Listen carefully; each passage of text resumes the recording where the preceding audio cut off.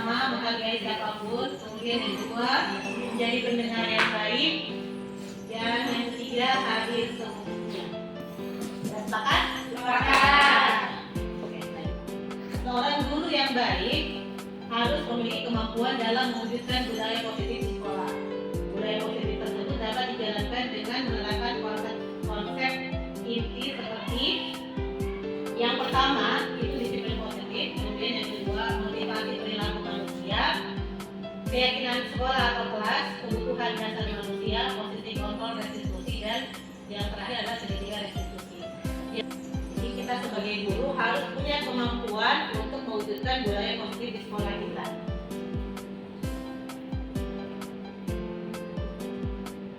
Nah, yang pertama disiplin positif.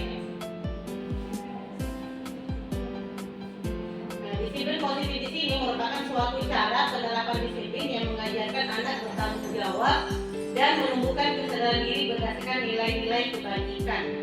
Jadi setiap diri siswa itu mereka memiliki nilai-nilai kebajikan. Kemudian disiplin positif itu lebih ke arah disiplin diri yang dapat mengontrol diri dalam melakukan segala kegiatan atau segala tindakan.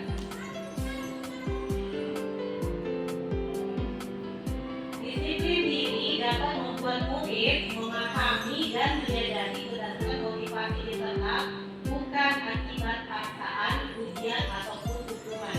Jadi disiplin diri itu merupakan motivasi internal dari dalam diri murid kita. Ya bukan paksaan, bukan karena ujian ataupun karena hukuman. Jadi dia muncul dari dalam diri murid itu sendiri.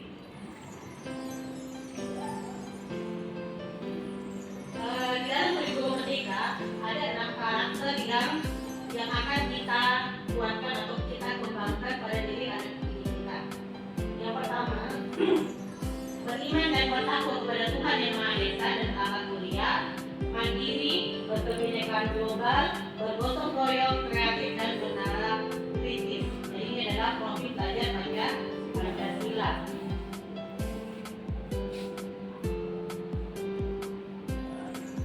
Motivasi perilaku manusia. Jadi motivasi perilaku manusia itu kita kenal ada motivasi dari dalam diri dan ada motivasi dari luar, ya. Sekarang kita lihat apa saja motivasi perilaku manusia. Yang pertama itu adalah untuk menghindari ketidaknyamanan atau hukuman. Jadi murid kita itu mereka itu termotivasi karena takut akan hukuman, ya. Kebanyakan seperti itu. Kemudian mereka juga termotivasi karena imbalan atau penghargaan. Dan yang terakhir ini yang paling penting bagi anak didik kita, yaitu menjadi orang yang mereka inginkan dan menghargai diri sendiri dengan nilai-nilai yang mereka percayai. Jadi ini adalah motivasi intrinsik. Kalau yang pertama dan kedua ini itu adalah motivasi ekstrinsik. Jadi dia berada dari dalam dari luar diri siswa, ya, karena hukuman atau karena penghargaan. Di sini keyakinan kelas, guru itu berperan dalam mewujudkan terbentuknya keyakinan sekolah atau kelas dengan adanya kesepakatan antara guru dan murid. Jadi guru dan murid itu berdiskusi, berkolaborasi untuk membentuk sebuah keyakinan. Jadi keyakinan di sini adalah seperti nilai-nilai kebajikan, ya. Contoh misalkan seperti ini. Kalau misalkan kita bawa kendaraan, kita pakai helm itu karena apa? Menghindari safety. Menghindari benturan ketika jatuh mungkin. Oke. Karena dia kalau ini saya menghindari supaya tidak terbentur. Iya, kalau jatuh. Kalau itu menurut Diana supaya tidak hilang. Kalau Budian supaya tidak hilang. Nah, coba kita refleksi kembali diri kita, ya. Kalau kita berkendara pakai helm, kita naik motor pakai helm. Kita naik motor pakai helm karena takut ditilang. Berarti motivasi kita menggunakan helm itu karena takut akan hukuman. Ya, itu berarti berasal dari dalam dari luar diri kita, dari luar diri kita. Tapi pernah nggak kita berpikir saya menggunakan helm ini itu karena untuk keselamatan saya? Iya. Nah, kalau kita berpikir untuk keselamatan berarti motivasi itu ada dalam diri kita. Jadi berasal itu dari dalam diri, bukan karena takut ditilang. Jadi walaupun jalan berapa meter saja pakai helm, ya, itu berarti dia menggunakan karena keselamatan. Jadi itulah bedanya keyakinan dengan peraturan. Jadi kalau peraturan itu katanya orang kalau peraturan itu dibuat untuk dilanggar, ya tidak seperti itu. Nah kalau keyakinan apa yang kita gunakan itu kita yakini ada nilai yang terkandung di dalamnya. Sama seperti tadi kita pakai helm dalam berkendara bukan karena takut ditilang, tapi karena keselamatan. Nah keselamatan itu adalah keyakinan. Jadi nilai-nilai ada dalam kasus yang tadi itu adalah keselamatan. Itu disebut dengan nilai kebajikan. Makanya di kurikulum merdeka itu dikenal dengan keyakinan kelas karena dalamnya adalah nilai-nilai kebajikan. Kemudian keyakinan sekolah atau kelas berupa pernyataan universal yang mudah diingat dan dipahami dan harus diterapkan di lingkungan sekolah. Jadi sebenarnya keyakinan kelas yang kita buat itu nanti imbasnya ke sejarah keseluruhan di lingkungan sekolah. Saling menghargai, jadi dia tidak saling menghargai hanya di dalam kelas, tapi juga di luar kelas.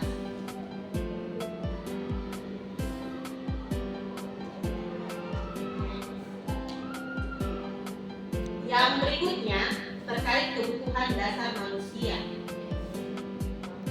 Sebelum saya lanjut, ada yang tahu apa saja kebutuhan dasar manusia? Makan, minum, belajar, bernafas, pakaian, Rumah. kebutuhan primer dan sekundar. Oke. Kita lihat apa kaitan dengan budaya positif ya.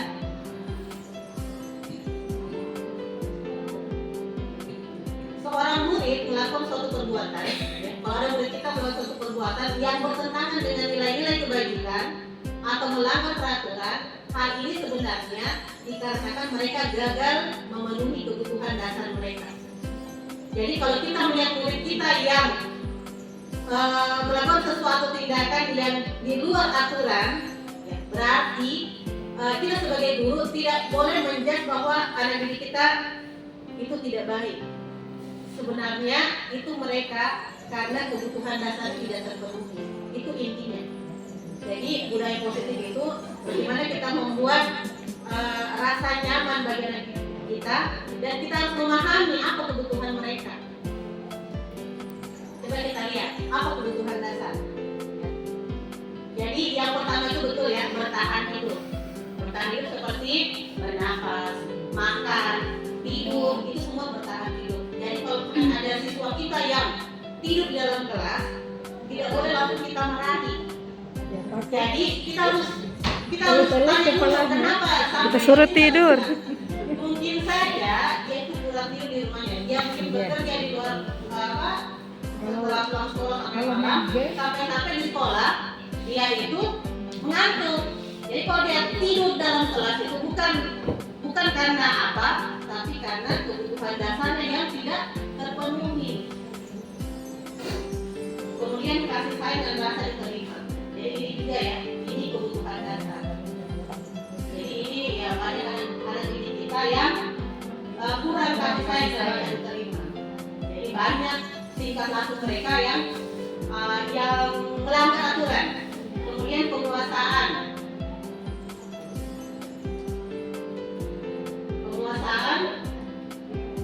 terus kebebasan dan kesenangan. Jadi kalau ada anak didik kita yang suka iseng, suka usir, berarti dia itu kekurangan dalam kesenangan.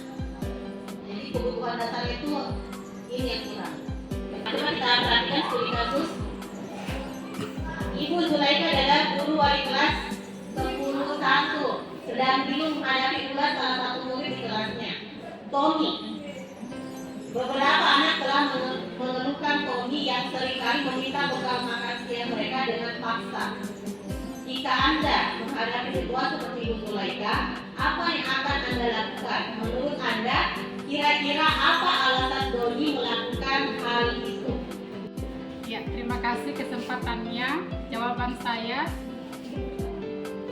saya karena Doni ini belum terpenuhi kebutuhan bertahan hidup.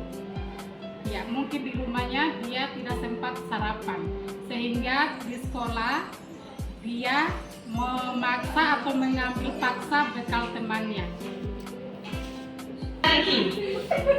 Ada kalau Ibu Din tadi bahwa Doni ini melakukan karena dia tidak memenuhi kebutuhan dasarnya yang bagian bertahan hidup. Ada lagi?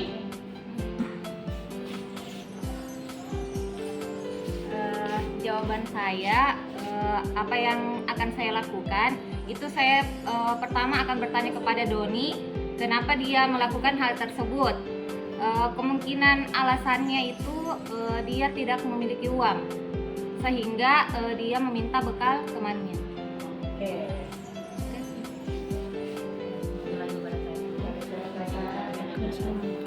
Dari saya, kemungkinan yang dilakukan Doni alasan dia mengambil makanan temannya karena mungkin di rumahnya makanannya tidak seenak apa yang bekal dari temannya.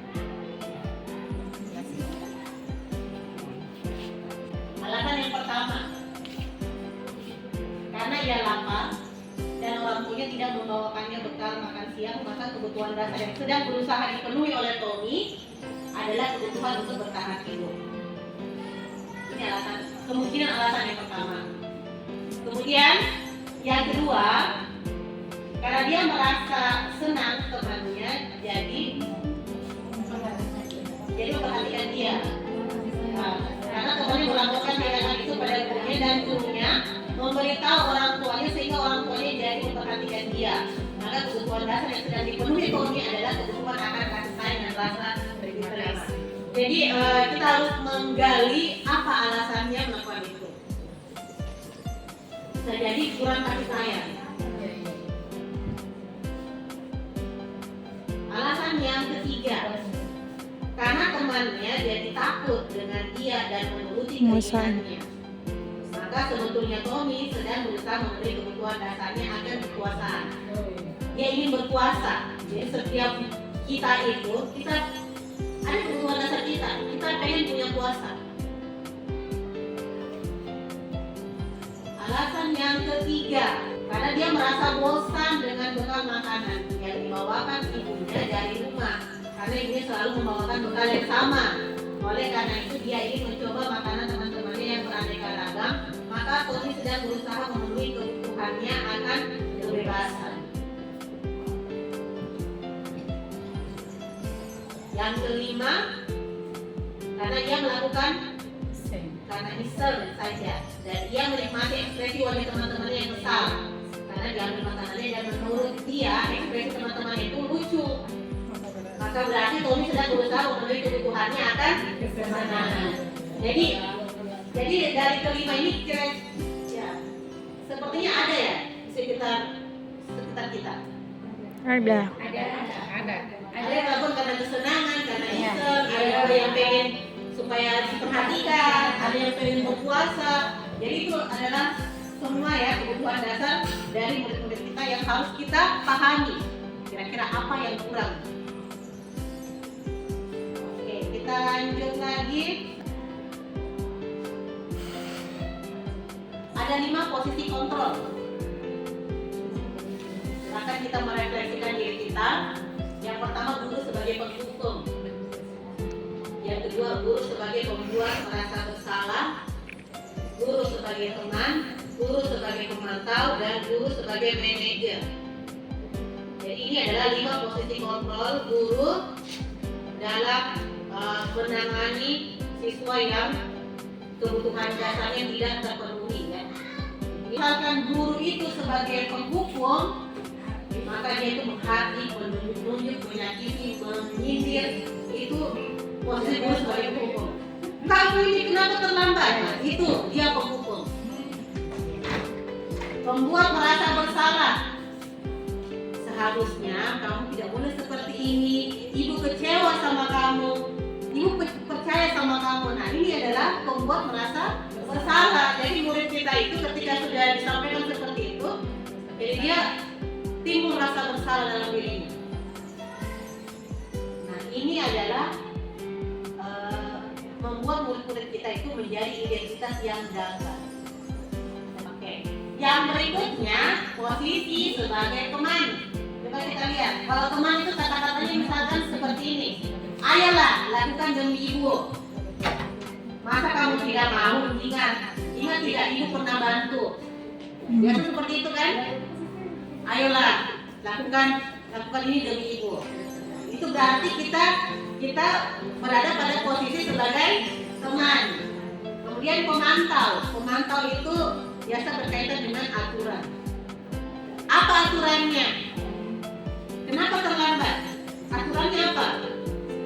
Nah, berarti dia sudah berada pada posisi pemantau. Apa konsekuensinya kalau kamu terlambat? Jadi di sini guru sebagai pemantau. Silakan kita merefleksikan diri kita. Kalau teman dan pemantau itu berarti kita sudah membuat murid kita menjadi identitas yang sukses. Manajer di sini ya mengajukan pertanyaan-pertanyaan apa yang kita yakini. Jadi Bapak Ibu, keyakinan kelas yang kita buat itu berlaku untuk semua ya. Jadi bukan hanya dalam kelas saja, tapi di luar kelas juga harus mereka tetap menanamkan nilai-nilai keyakinan kelas yang telah disepakati. Apa yang kita yakini? Apa yang bisa kamu kerjakan untuk memperbaiki masalah? Jadi ketika kita berada pada posisi manajer, kita membuat murid kita itu menjadi murid yang bertanggung jawab akan kesalahannya. Mereka yang menemukan sendiri solusi dari apa yang menjadi permasalahan mereka. Tujuan dari manajer itu seperti itu ya. Kemudian di sini murid meletakkan dirinya sebagai individu yang positif dalam dunia, kemudian dia berkualitas. Bagaimana caranya saya bisa memperbaiki keadaan? Jadi ini adalah contoh-contoh kalimat atau pertanyaan kita sebagai manajer. Oke, berikutnya segitiga restitusi. Sebelum saya lanjut, apakah di sini sudah ada yang pernah menerapkan segitiga restitusi dalam menyelesaikan masalah siswa? Belum. Ya, Sudah pernah dengar segitiga restitusi? pernah dengar. Belum paham masalah itu. Oke. Yang bisa melakukan segitiga restitusi di sini adalah hanya pada guru yang berposisi sebagai manajer. Kalau kita penghukum, tidak. Pemberi rasa bersalah, tidak. Yang bisa melakukan segitiga restitusi adalah posisi manajer. Kenapa? Karena di posisi manajer itu kan membuat murid kita menjadi murid yang bertanggung jawab akan kesalahannya. Apa saja segitiga restitusi? Ini tahapan dalam segitiga restitusi. Yang pertama, menstabilkan identitas dari identitas gagal ke identitas sukses. Validasi tindakan yang salah, kemudian menanyakan keyakinan. Jadi memang ya keyakinan kelas ini itu harus kita laksanakan supaya budaya positif kita itu tumbuh dan berkembang di sekitar sekolah kita. Jadi bukan hanya dalam kelas saja. Jadi memang ini keyakinan ini sangat penting ya, keyakinan kelas. Ada 3 tahapan dalam segitiga restitusi dan ini harus dilaksanakan ketiga-tiganya.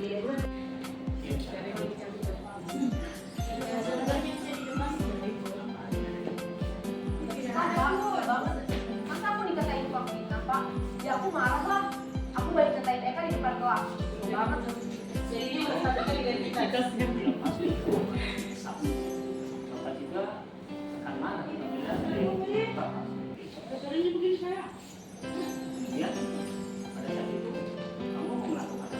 Ini validasi tindakan yang salah. Nggak banget. Saya nggak kenal dia depan teman lain.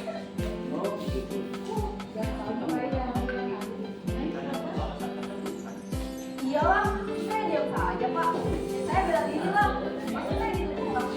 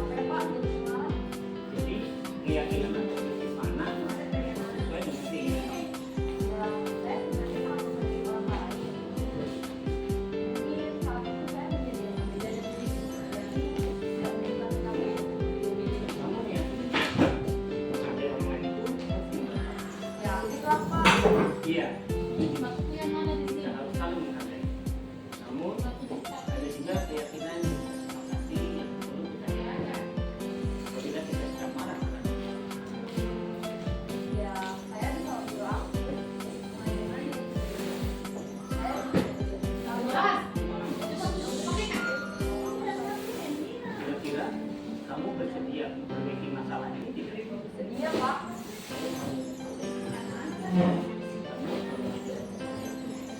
Saya akan menjadi orang yang bertanggung jawab kali ya Pak. Dan aku aktif. Iya. Bagaimana rasanya menjadi orang seperti itu? Ya nyaman lah, bangga, bersama dengan Baiklah kalau begitu. Yuk kita pikirkan bagaimana memperbaiki masalah ini. Inilah tadi contoh dari penerapan kriteria restitusi dalam menyelesaikan masalah siswa. Yang pertama itu adalah kita harus menstabilkan identitas, kemudian validasi tindakan yang salah, dan yang terakhir adalah menanyakan keyakinan.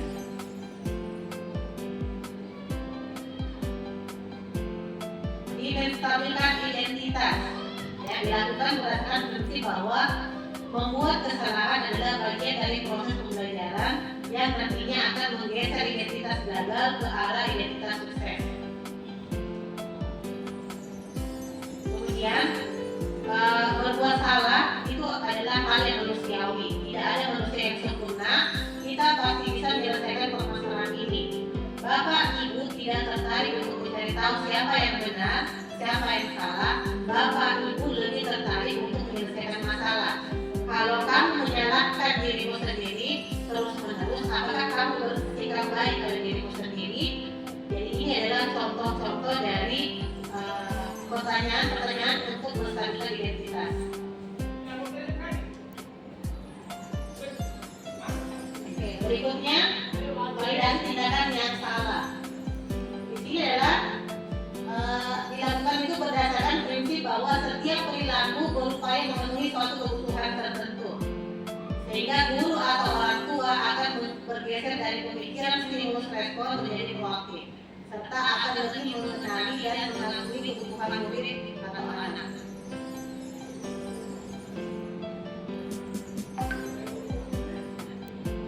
Untuk pertanyaannya, untuk validasi tindakan yang salah, itu contohnya seperti ini. Kamu pasti punya alasan mengapa melakukannya. Apa yang penting bagi kamu? Kamu boleh tetap berusaha menjaga sikap itu, tapi tambahkan sikap yang lain, yang baru. Kemudian, maukah kamu belajar cara lain untuk mendapat yang kamu butuhkan tanpa harus mengukur? Ini adalah contoh-contoh kalimat atau pertanyaan pada validasi tindakan yang salah. Langkah yang terakhir, menanyakan keyakinan. Menanyakan keyakinan dilakukan dengan memberi pertanyaan-pertanyaan bermakna kepada murid atau anak untuk menunjukkan motivasi secara intrinsik, sehingga mampu mengaitkan keyakinan dengan tindakan yang salah. Contoh pertanyaannya, apa nilai yang kita percaya di sekolah kita? Nilai-nilai apa yang telah kita sepakati? Kelas yang ideal itu seperti apa sih? Kamu ingin jadi anak seperti apa? Apa yang kamu rasakan? Ketika kamu melakukan itu, kamu menjadi orang yang seperti apa? Ini adalah contoh-contoh bagaimana kita menanyakan keyakinan. Oke, terima kasih. Demikian, semoga diseminasi ini dapat menginspirasi. Akhir kata, semoga tergerak, lekas bergerak, dan mari menggerakkan. Salam guru.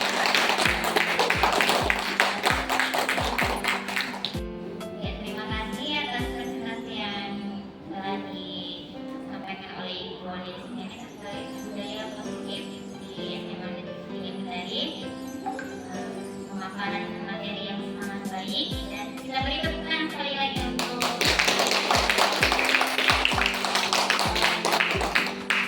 mungkin sekian. Terima kasih atas kehadiran Bapak dan Ibu Guru yang telah menghadiri diseminasi dan meluangkan waktunya pada hari ini. Wabillahi taufiq wal hidayah. Assalamualaikum warahmatullahi wabarakatuh. Waalaikumsalam warahmatullahi wabarakatuh. Guru penggerak. Bergerak, bergerak, menggerakkan. Assalamualaikum warahmatullahi wabarakatuh. Nama saya Astariani. Setelah mengikuti diseminasi budaya positif yang dibawakan oleh Ibu Listiani, saya bisa mengetahui dan memahami pentingnya budaya positif itu bisa diterapkan di sekolah ataupun di dalam kelas. Hal ini untuk menimbulkan nilai-nilai kebajikan pada diri setiap murid. Terima kasih. Bismillahirrahmanirrahim. Assalamualaikum warahmatullahi wabarakatuh. Nama saya Ibu Ninin Susilawati. Setelah mengikuti diseminasi yang dilakukan oleh Ibu Wode Listiani tentang penerapan budaya positif di sekolah, saya sebagai guru mengetahui bahwa ada yang namanya segitiga restitusi yang harus dipahami oleh seorang pendidik. Bahwa pendidik itu harus bersikap sebagai seorang manajer di siswa atau peserta didik agar menjadikan anak didiknya berhasil dan sukses ke depannya. Terima kasih. Wassalamualaikum warahmatullahi wabarakatuh. Assalamualaikum warahmatullahi wabarakatuh. Nama saya Nurdiana, saya guru SMA Negeri 3 Kendari. Setelah mengikuti kegiatan diseminasi budaya positif yang dibawakan oleh Ibu Listiani, saya jadi paham menerapkan budaya positif di sekolah maupun di kelas agar menumbuhkan karakter profil pelajar Pancasila. Selain itu, saya jadi paham posisi guru, di mana kita harus memposisikan diri sebagai manajer, bukan sebagai penghukum atau membuat siswa merasa bersalah. Oke, itu saja dari saya. Terima kasih. Wassalamualaikum warahmatullahi wabarakatuh.